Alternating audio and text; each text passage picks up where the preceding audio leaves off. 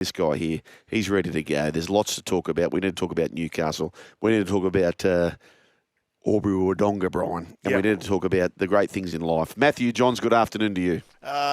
Joel, Fletch, Christopher. How are you guys? So Christopher gave himself, Matthew, a 7.5 in the Rugby League week ratings. When we picked up the paper on Wednesday. Fletch gave it to me. Okay. I said it was high. I thought it was. Okay, well, Lenso higher. I like that. But back in our days, Matthew, we didn't have the instant gratification. So players will now finish, Brian. They'll jump on the phone. They'll search their names. They'll get instant gratification. We had to wait until the news agency produced the Rugby League week, and we would check our ratings. Yes. What was the number that you'd be happy with Matthew? I always, mate, an 8 always made me feel good. Yeah. 8's a solid number. Yeah, it was always dependent on the judges. Sometimes you look at the judge and go, oh, he's always a tough marker. He doesn't like me. 7's a good. That was a course rating, wasn't it? It was. Yeah. Yes. Yeah, it was. Yeah, mate. And I'll tell you what, if you manage to get a 9, holy dooly, what a week. A week. I think I've got a 9. I don't think I got an 8. I think I was all 7s and 6s. Really? Yeah, I was consistent. Matthew, let's get straight into it. Now, Joel and I have been loggerheads, not discussing the Murray down there, the Murray River, but more. I feel that Sexton will be back in the 7 in the semi-finals. Sugar said, nah, that's the end of him. Galvin will be. I was just suggesting 7 is a very, very hard position to play, especially when outside him is a kid who's had a crack at 7, but he's a 6. He's a running 6. Where do you stand on this, MJ? Fletch, I am with you. I don't know whether he'll go back in, but I'm with you as far as people underestimate the 7 jersey. Underestimate what it takes and how difficult it is to steer a team around the park and do it consistently, particularly in Lachlan Galvin's case. He's just learning the system. And, you know yourself, when you go into rep teams and things like that, and all of a sudden there's a whole new set of calls, it takes you time to get used to it. Get your time. It takes time to understand the nuance of your new teammates. So, it's a big call. Fletch, I'd love to see him go back in finals time simply because I think he deserves it. Will he? I don't know. I don't know. It doesn't look I that don't way. think so. No, it doesn't look that way. It looks like his season is over. But I was thinking... it does. Pretty tough call, isn't it? Massive, pretty tough. Very tough call. Like, to be brutally honest, I would suggest, if they're not going to go with Toby Sexton at 7, if they think he can't do it, Bailey Haywood has played all his junior football at 7 and 6. No. Is Bailey Haywood a better 7 than Lachlan Galvin? I'm asking you both these. I'm saying no. Okay, so Lachlan Galvin's a better 7 than a kid who's played 7. I'm telling you my opinion, but Matthew's opinion is far more weighted than mine. Matthew. All right. Look, I think Bailey Haywood is a very, very good 6. I think he comes on at 13, plays very well there. I think his future's at 9.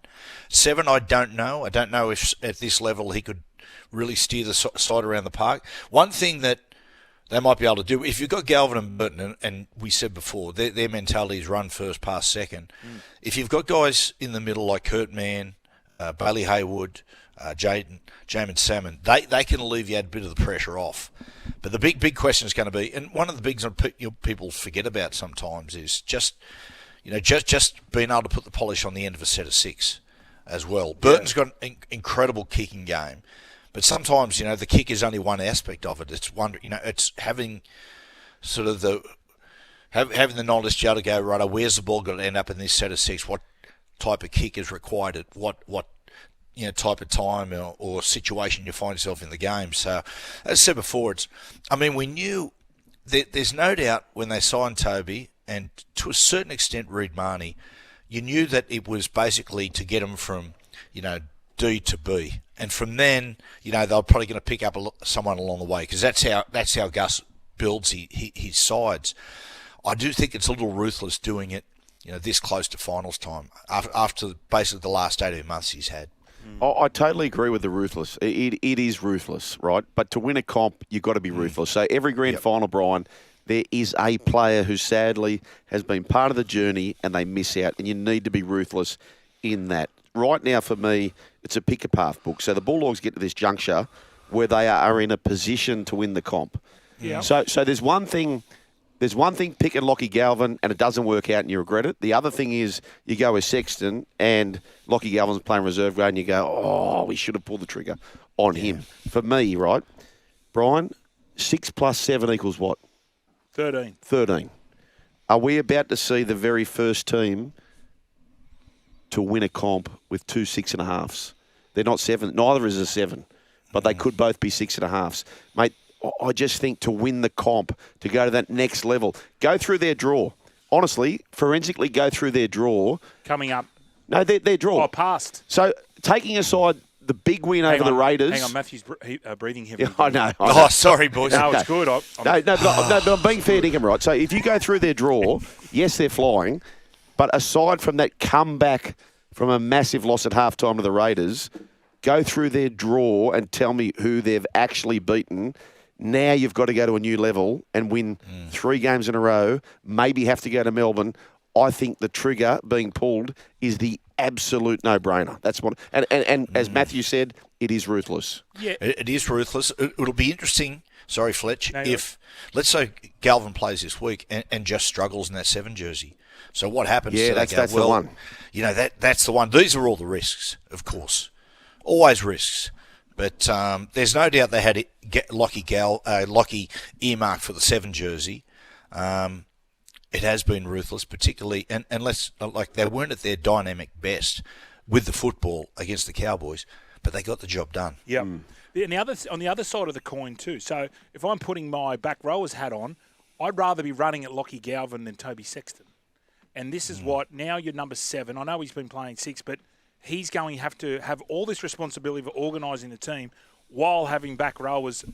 I'd imagine he's going to have to make at least 30 tackles because I would definitely run at him.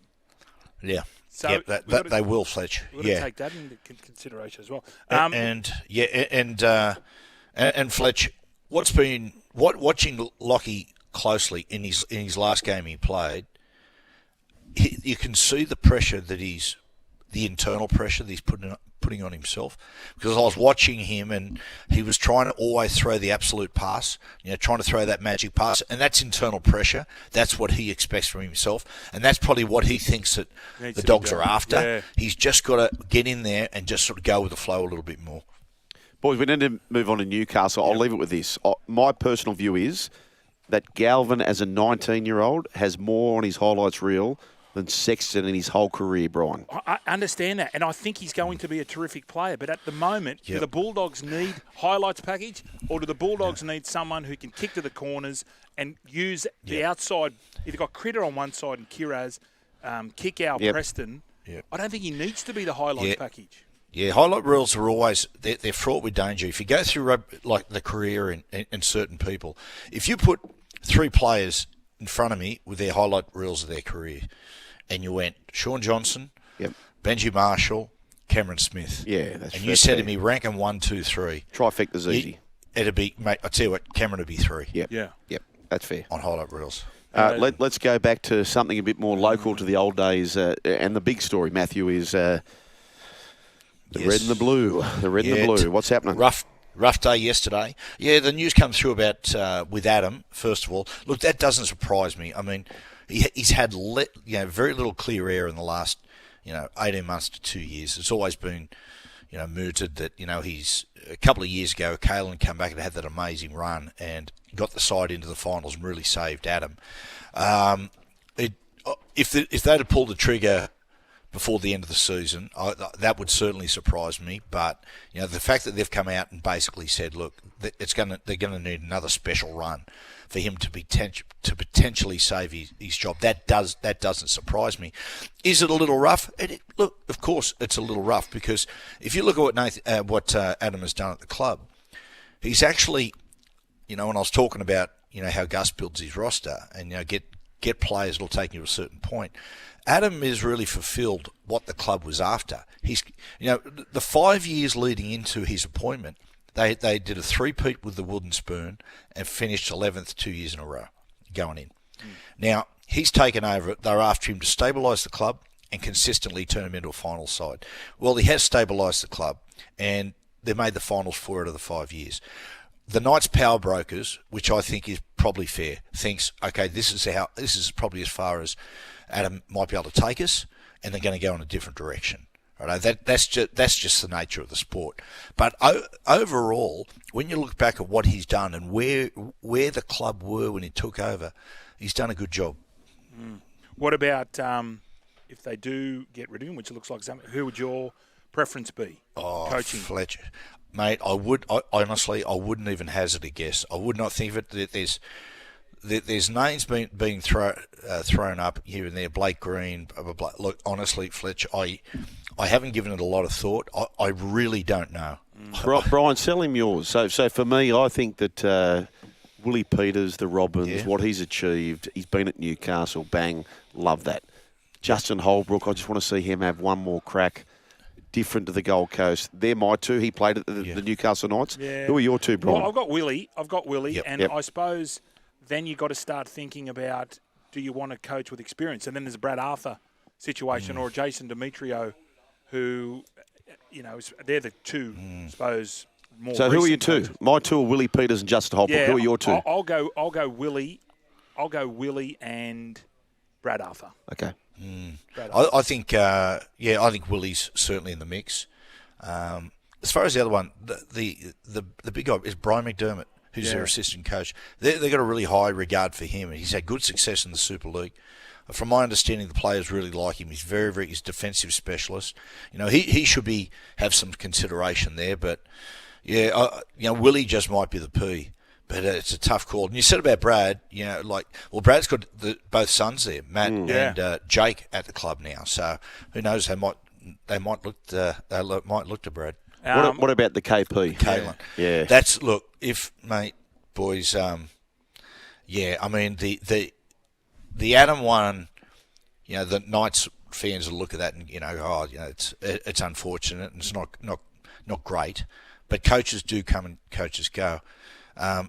Very hard to replace a Kalyn Ponga. Yeah. And there's on a few levels here, boys, is with Kalyn, it's just not what he brings on the field. It's what he brings to the club as far as profile, marketing, but also being able to attract other players.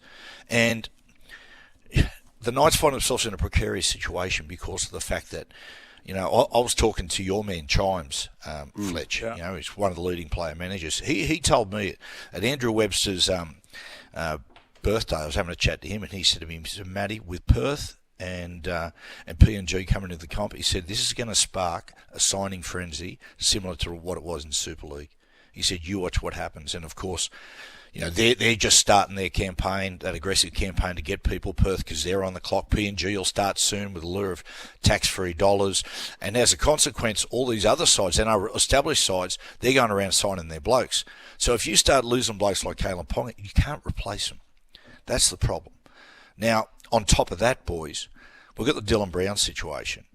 So Dylan Brown's coming to the club, and he's been brought to the club. The 5-year plan going forward is for Kalyn Ponga and Dylan Brown to form an attacking combination, a partnership. That's what the plan is. So if KP's not going to be there, then boy oh boy, that throws that throws a spanner in the works as far as our future plans. And so there is a school of thought that says he's getting injured all the time, and it's probably a good thing. Knights should take advantage of it. I completely disagree. Right. So are you confident in? Are you not confident in Fletcher Sharp taking over that number one position, Matty? Fletch eventually. Yeah. I think Fletch eventually. I'm confident. I'm confident that Fletcher can have a big impact next year, whether he plays 6 or 1. But it's just to lose Kalyn Ponga out of that side is it's a monumental loss. And elite players go through periods where they get injuries all the time, and he's had a tough run. But as I said before, other players do as well. I don't think they should even consider letting him go. No, I understand that, all of that. And I agree with everything Matthew said, Brian. But the only thing I push back on is this guy is elite, and he's being paid, I believe, the most money of any player in the competition. Yep. So more than Isaiah Yeo, more than Nathan Cleary, the guys who have won and been in the last 5 grand finals, won 4.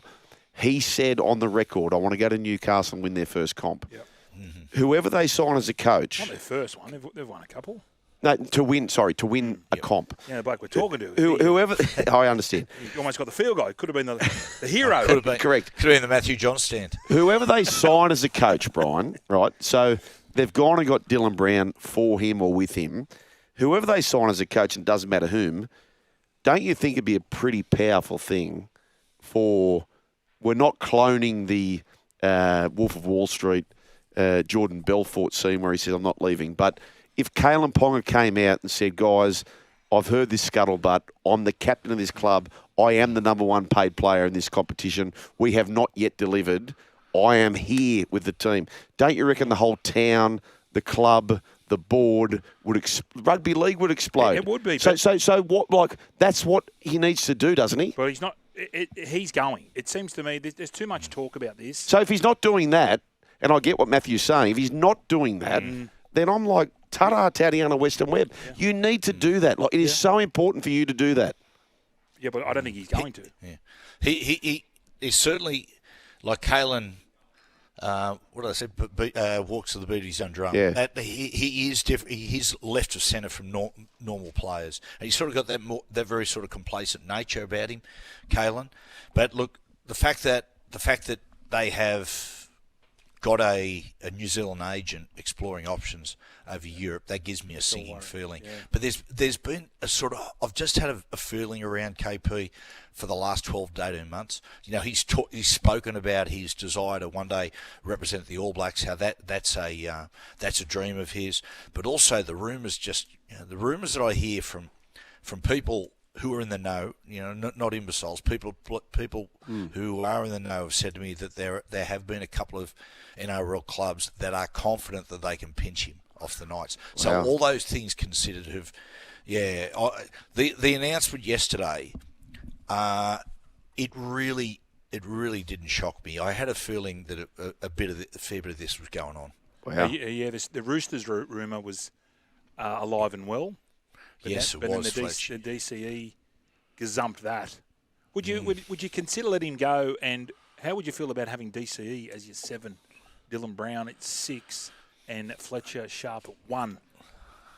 Spitball. Fletcher, the problem with DCE is just hasn't got many tomorrows left, and so by the time he sort of got his feet under the desk and we start to build a stronger roster, he'd be gone. But retention and recruitment again, are a big problem at the moment for the Knights. Yep. It's sad. It's sad. Now, what are you doing this evening, Matthew? What do you got for me? Fletch, I'm a bit knackered. I sat there. Last night I got halfway through, and I recommend to people, it was our movie of the week last week, Bruce Willis's Unbreakable. Don't know if you blokes have seen it. Unbreakable. No. It is one of the most underestimated movie ever. It's based off a Marvel comic, right? But it's a long way from those Iron Man type ones. It's an amazing story. So I'm not going to give anything away here. What it is, I'll set the scene. Bruce Willis, at the very start of the film, is returning from work. He is on a high-speed train that spins completely out of control. Crashes. Every single person on the train die. He doesn't just survive, hasn't got a scratch on him, and it goes from there. Okay, the tourist he's crashed himself here. Sorry, we've got to go, Matthew. We'll chat later. See you, mate. Peace. Well, I've got great news for you, Brian, because the Age investigative journalist, who has 3 times been named the Graham Perkin Australian Journalist of the Year, 3 times, Brian. Winner of the 20, he's won 20 Walkley Awards, if you don't mind, including the Gold Walkley, investigates politics, business, foreign affairs, and criminal justice. And you know what, folks? It is a True Crime Tuesday, and I'm most pleased to say, welcome to the Run Home with Joel and Fletch, Nick McKenzie. Hello to you. G'day, guys. Great to be with you. First thing, because you're on Skype for our listeners out there, Nick, you look about 24. Yes. You look like the Benjamin Button of journalism. You got a baby face. How long have you been a journo for? I feel about 64, but I'm only 44. I've been a journalist for 23 years. Well, you look good. Whatever you're doing, you have ice baths and saunas and stuff like that. So, Nick, unbeknownst to you, we Great effect I've got. We are doing our own investigative journalism. We want to talk about you before we get into your big cases. Like, we are absolutely stunned as to what you have achieved as a 44-year-old. Take us back to when Nick's maybe 16, 17.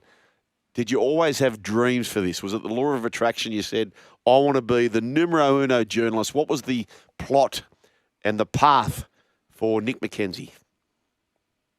Listen, I was just desperate to get a job, any job in journalism. I knew what I did not want to be, which was to work, behind a desk or in a bank or any job that was boring. I think journalism was attractive because it had this combination of adventure and idealism. So you could have fun while trying to make the world a better place.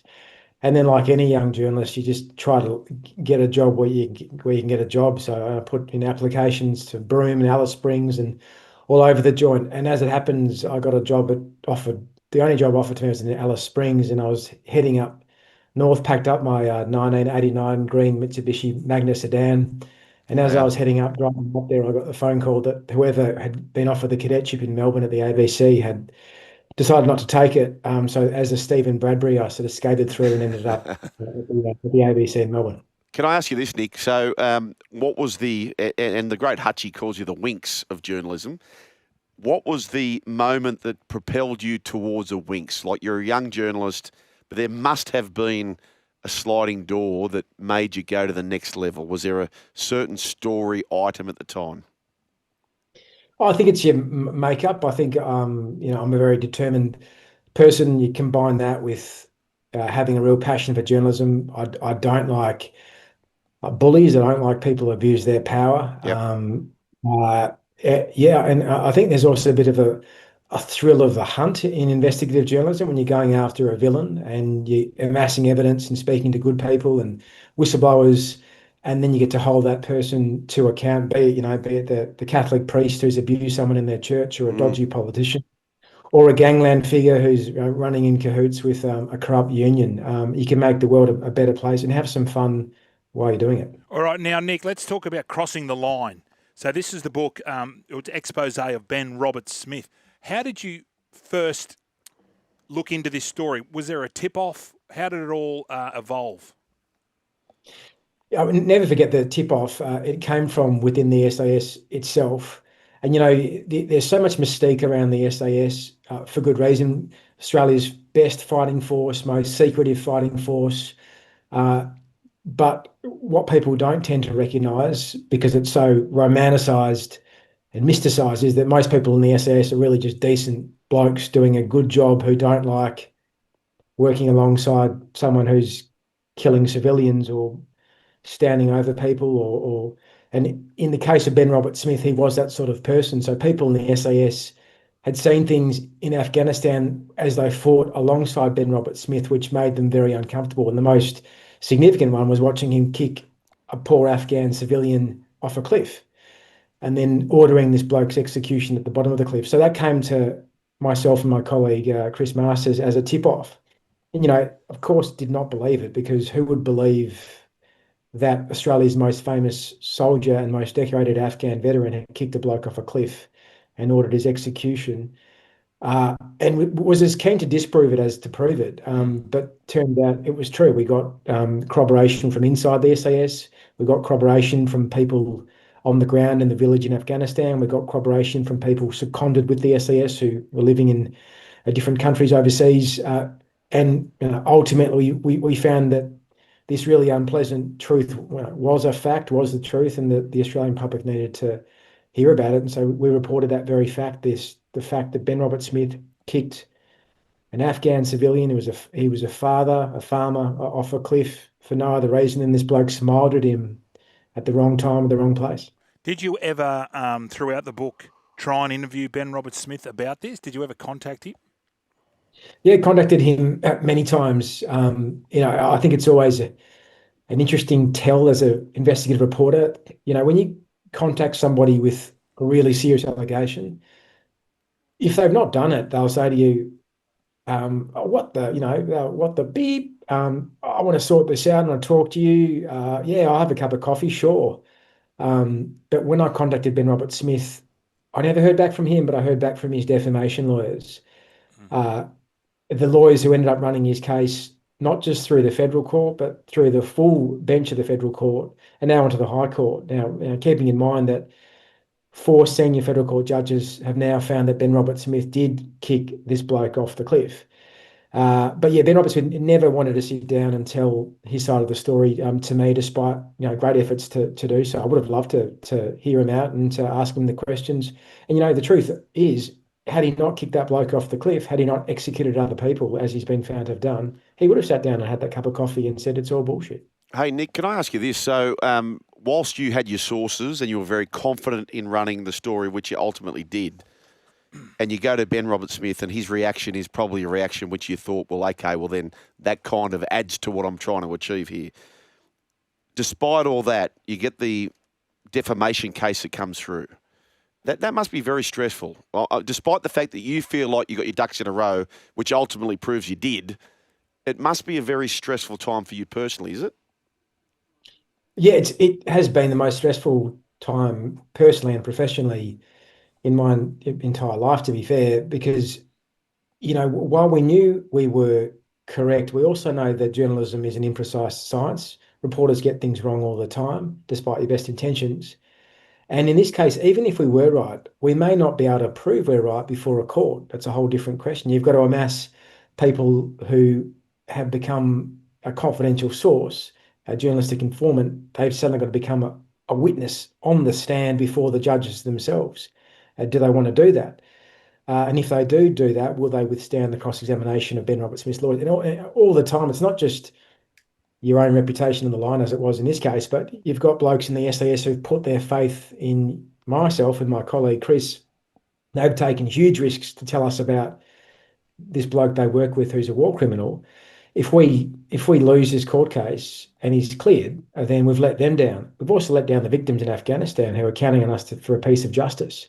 So yeah, it's extremely, extremely stressful. And of course, this thing flared up again recently for me personally before the full bench of the federal court.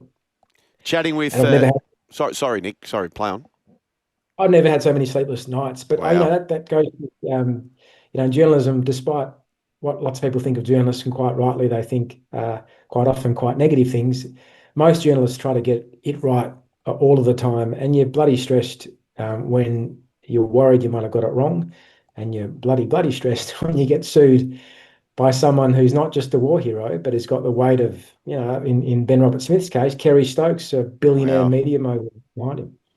Chatting with Nick McKenzie, who, folks, he is the absolute doyen at the moment of journalism. He is the Andrew Johns of journalism. In AFL terms, it might be a Gary Ablett or maybe better, Brian. I don't know the AFL world as well. But this guy here, Age investigative journalist, 3 times has been named the Graham Perkin Australian Journalist of the Year. I want to ask you this, Nick, and this is a big story because you're taking on an Australian icon at the time.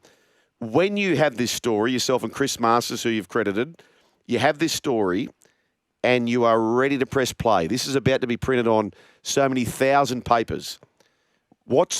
You can't just go and do it, I don't understand, on your own accord, right? So what are the layers? Take us behind the closed curtains of, guys, I've got this big story. It must involve the biggest of big people there involved at the Age. Is that true or not? Yeah, it absolutely does. It's not just the editors that are involved, who are our bosses, but lawyers, both internal lawyers and external lawyers. In this case, we had help from advice from external barristers. Then there's the very, very senior company management, which is looking at this because they're saying, boys, if you've got this wrong, this is going to cost not just the two of you your journalistic careers, but it might cost this company tens of millions of dollars in a defamation payout, plus the reputational damage of getting a story like that wrong. So it was actually it was some months of pushing to and fro with our editors and the lawyers to get it over the line. But that was the way it should have been because the stakes were incredibly high and we did not want to get it wrong. We want to make sure if you're going to make a very serious allegation against someone like Ben Roberts-Smith, you've got to be utterly sure that it's going to withstand every sort of scrutiny. So we were sure of that. But even so, you go through uphill and down dale. I'll tell you, the night before publication, it's a sleepless night.